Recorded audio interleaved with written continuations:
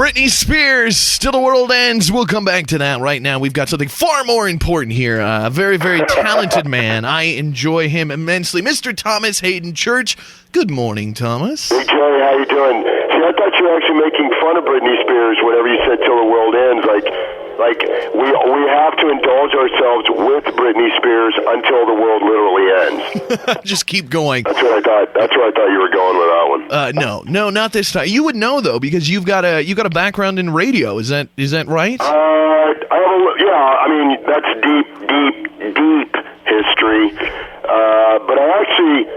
Not to keep going back to her, but I know Britney Spears' new fiance, Jason. He's a buddy of mine. Oh, really? I'm just kind of happy for that. Told me a lot of naughty stories about her. That's good. I've always wanted to marry Britney Spears because I just imagine that it would be perfect. Like, I just imagine, like, having the most wild, crazy sex life ever, just so fun. And then you wake up, and if you want, like, beef jerky, you just say, I want beef jerky. And I'm sure there's somebody at her house that will just bring beef jerky into the bedroom. Oh, absolutely. Yeah, no, she's from Louisiana. Those are beef jerky people. Definitely. Those are beef jerky people. If there's any beef jerky people in North America, it's definitely in Louisiana.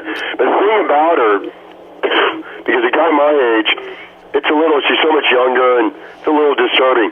But whenever she came out with the knee socks and the plaid skirts in her videos, it was a little unnerving, I gotta be honest. Yeah.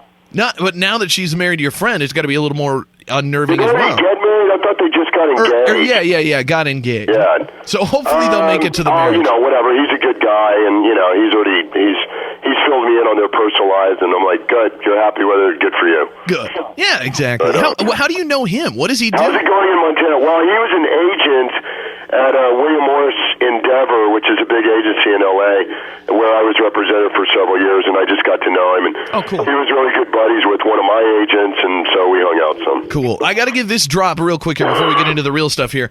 A gentleman that lives here in Billings says that he gave you your first job in radio in the 70s in Texas, Blair Deer. You were kidding me. Blair called me this morning, and he said, I'm so excited you're talking to Thomas. He said, he came to me as a high schooler and said, Blair, people have told me I'd be good in radio, and he said, I put him on a country radio station in Texas. That is all true. That is awesome. awesome. He is in Billings, Montana. What is he? Is he still in radio? I don't know if he is anymore. He was recently. Yes, he's worked in radio here in town and runs his own ad agency. I don't know what he's up to now. Oh, wow. Wow, in Billings, Montana. That's crazy. That was in South Texas. That's all true. When I was a junior in high school, I had an English teacher, and her husband was like a weekend guy at this country western station, KELT, in Harlingen, Texas, that's where I graduated high school. And he quit, and she recommended that I go and interview with them because of I'd done a little bit of radio broadcasting stuff in high school, like in whatever you call it. I can't even think of what it's called, but like an internship. So I went and I interviewed, and they were like, I don't know, you don't have any experience. And then they called me a few months later. The person that they hired didn't work out, and they hired me, and I ended up working there for about 2 years, and it led to working at another station, and then in college I worked at a station. But honestly, that is really sort of what inspired me to pursue acting was being on radio. Very cool. I love talking to people that have done radio too. That is awesome that he lives in Billings, Montana. That's if he left any sort of do me a favor and send him an email or whatever, and just say God bless. That's really cool that he's. I haven't seen or spoken to him in over 30 years. Yeah, he sent me his number. He said get it to him. He wants to. I think he wants to be besties. Let's talk a little bit about what we're actually promoting now. We bought a zoo. We had Colin Ford, who plays Matt's son in the film, on last week. Yesterday we talked to Benjamin Mee, who's the actual guy who bought a zoo. Great guy as well. And you tell us a little bit about who you play in the film. You're Matt's brother?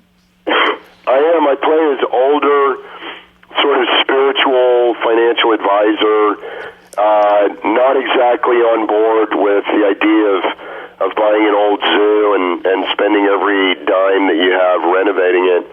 So I sort of present the early conflict in the movie, the brother that's opposed to the entire idea. But in my conversations with Benjamin, whenever we were shooting, and even before that, I had the opportunity to talk to him, and when he told me about his real brother, what I realized is that his real brother was more supportive than the brother I play. But what he did tell me was that his brother was always, his concern was always a very protective concern for his niece and nephew. Mm-hmm. And I wanted to use that. I wanted to use that angle. It's not so much a brother being critical of his younger brother's decision, but it was more out of just, concern for the impact should it fail on, the young niece and nephew. I see. So it was totally like out of, protection for the two kids there. Yes. It's so crazy. Yeah, and look, it's a very heartwarming story. It is about the affirmation of life and hope, and I do think it's an ideal holiday movie. But the movie starts off with, I don't want to give anything away, but there is a significant event that is kind of descended upon this family, and they're trying to recover from that, and then fate delivers the Zoo family to them, and it's fits and starts. I mean, it's not initially it's not the most sort of collaborative, warm configuration. So the movie has conflict, and the animals, and Matt's terrific in it, and the kids are terrific in it, and I'm really proud to be a part of it. And of course, Cameron Crowe, the writer-director, is a big hero of mine. And somebody you didn't mention, and maybe for a reason here, Scarlett Johansson, any hanky-panky happening on the set between you and Scarlett? No, I just didn't have it really that much with her, but I certainly enjoyed getting to know her. Very sharp, very funny, cute as all get out, and very, but I didn't really have too much to do with her. I didn't have any scenes with her. My story is sort of parallel to everything that's happening at the zoo. Because I'm, as I said, I'm, sort of critical of it. I always wonder, like, with somebody, I've never met somebody like Scarlett Johansson, but I wonder, like, does she ruin normal women for you? Like, when you meet her and she's so cool and just so gorgeous and, like, the perfect specimen, does she ruin anybody else? Here's what'll ruin other women, whenever you're around Scarlett. She smells like warm biscuits. And who doesn't love warm biscuits? So it's clearly the lips, the eyes, she's got a great, cute figure. But then the fact that she smells like warm biscuits, it's just, you're done. The show is closed. You got to move on. Knowing that you'll never encounter that wonderfulness again. Mm-hmm. I can imagine. We got to wrap, so we'll get you out of here.